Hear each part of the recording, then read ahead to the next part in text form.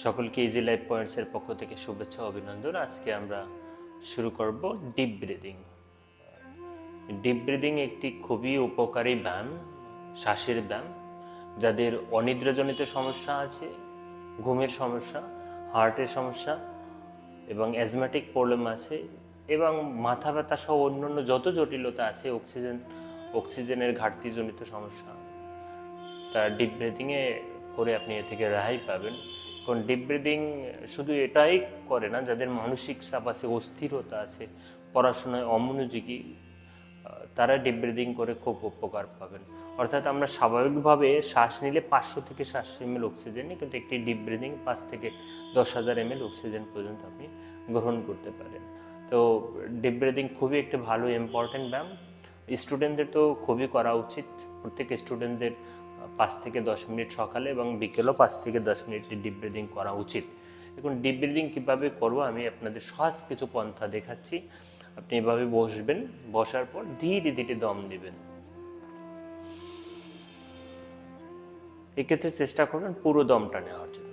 তারপর 3 থেকে 4 second of করে রাখলেন, দেন আবার দমটা ছাড়লেন।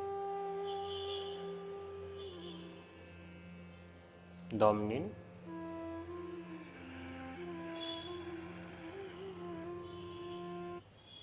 অফ করে রাখলাম, এবার দম ছাড়ব।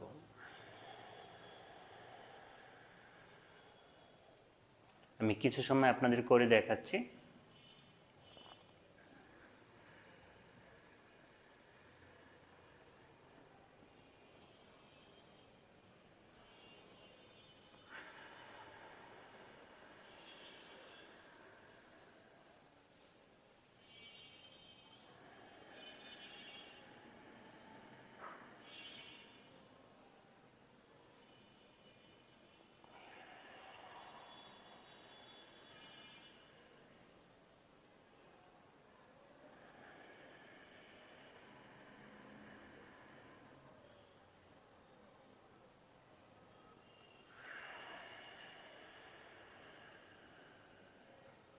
যাদের মাথা ব্যথা আছে, মাইগ্রেন জনিত সমস্যা আছে, অনিদ্রাজনিত সমস্যা, এর থেকে পুরোই রেহাই পাবেন আপনি।